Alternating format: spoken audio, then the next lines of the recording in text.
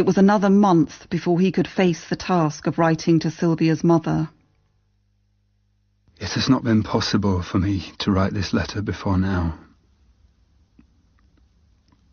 I shall never get over the shock, and I don't particularly want to. I've seen the letters Sylvia wrote to my parents, and I imagine she wrote similar ones to you, or worse. The particular conditions of our marriage, the marriage of two people so openly under the control of deep psychic abnormalities, as both of us were, meant that we finally reduced each other to a state where our actions and normal states of mind were like madness. My attempt to correct that marriage is madness from start to finish. The way she reacted to my actions also has all the appearance of a kind of madness. Her insistence on divorce, the one thing in this world she did not want. The proud hostility and hatred, the malevolent acts that she showed to me, when all she wanted to say, simply, was that if I did not go back to her, she could not live. We were utterly blind. We were both desperate, stupid, and proud. And the pride made us oblique, she especially so. I know Sylvia was so made that she had to mete out terrible punishment to the people she most loved. But everybody's a little bit like that, and it needed only intelligence on my part to deal with it. But the difficulties caused by that, the fact that on the surface the situation was no more difficult than the normal one for separated couples, it was better than most in that she had money, fame, prospering plans, many friends. All these things delayed the working of our reconciliation. I don't ever want to be forgiven. I don't mean that I shall become a public shrine of mourning or remorse. I would sooner become the opposite. But if there is an eternity, I am damned in it. Sylvia was one of the greatest, truest spirits alive, and in her last months she became a great poet, and no other woman poet except Emily Dickinson can begin to be compared with her, and certainly no living American. So now I shall look after Frida and Nick, and you are not to worry about them. I will write as often as I can about them.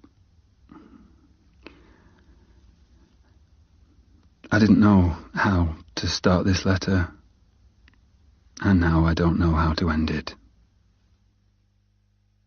Immediately after Sylvia's death, Ted moved into her flat to take care of the children. He decided to sell Court Green and had found a house in Yorkshire, Lumbank, near his parents, which he wanted to buy. However, the sale and purchase of the respective houses fell through, and by Christmas of that year, Ted was back in Devon with the children and Olwyn, who'd come to help look after them. Things are going on fairly normal. It's been one of the most overpowering springs I remember. Everything seemed to come together. It's looking a bit more burned out now, and the land here has just vanished under weeds. I scythe for an hour a day, but don't really make much headway. The soil is so incredibly rich. There are foxgloves in the front garden a foot taller than I am. The relationship with Asei continued, though it was fraught, not least by Ted's parents' manifest disapproval of her. In February 1965, although Asei was heavily pregnant with Ted's child, she was living apart from him in London, where he writes to her, "Do you know what oppresses me? The thought that you save my letters. You said recently, I forget what, but enough to make me think someday somebody might get hold of those letters and make hay. Asei, I'm foolishly oppressed enough as it is with bloody eavesdroppers and filchers and greedy curiosity. And if you're going to be sitting on all that for some Suzette suddenly to lay her hands on, then I can't write freely. As it is, I'm always expecting my notes to get intercepted, so I don't write a fraction of what I would. Ted's apparent paranoia was due in part to the interference he felt from stirrers and gossips in his life since Sylvia's death.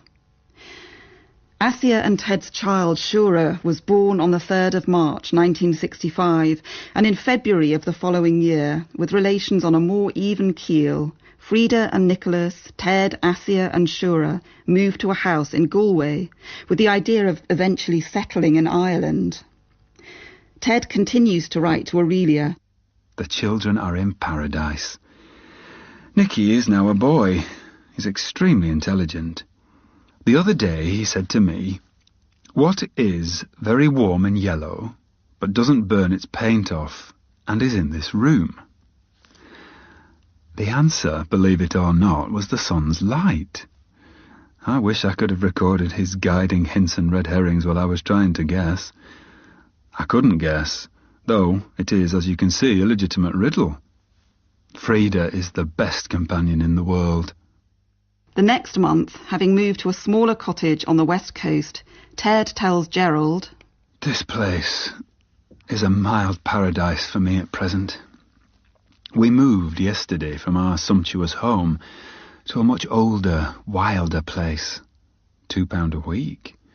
A house annexed to a big farm, big for this region, at the top of Cleggan Bay, right on the west coast. I have a great ramshackle room of silence to work in. I look out at heathery hillside, and if I stand, I can see the open Atlantic. The village is about 1 mile away. It's a blue, still day. I've worked fairly steadily for 6 weeks, and now I'm going quite smoothly and plenty of improvement still in hand. The kids are brimming over. Asei is here with me and a complete success." The Irish stay marked some sort of respite, but in the early summer of 1966 the troupe returned to Devon and Court Green, where Ted's parents were now living. Although Asei and Ted intended to return to Ireland, domestic arrangements proved so chaotic that they never did. When Vicky Watling, Ted's cousin, announced her intention to visit, Ted writes, "You let us know the exact dates of your descent into this 9th circle, and there will be some preparations. The domestic factory, sweatshop, foundry which I own, and which is now running reasonably smoothly, with not more than 8 screams a day, 7 pints of blood lost, 15 guineas worth of equipments, cups, plates, etc., 3 inches of floor worn off, corners ground smooth, 12 tons of food fed into 7 ovens with a net product of 1 dirty nappy, 1 inch of baldness, 2 wrinkles, permanent, and 1 desperate howling laugh into the darkness, and silence, which comes down at about 1 a.m. All this cannot take 1 new adjustment without a complete overhaul and 3 or 4 days propaganda to all personnel. In other words, if you take us by surprise, the house will fall on us all, and you will be over."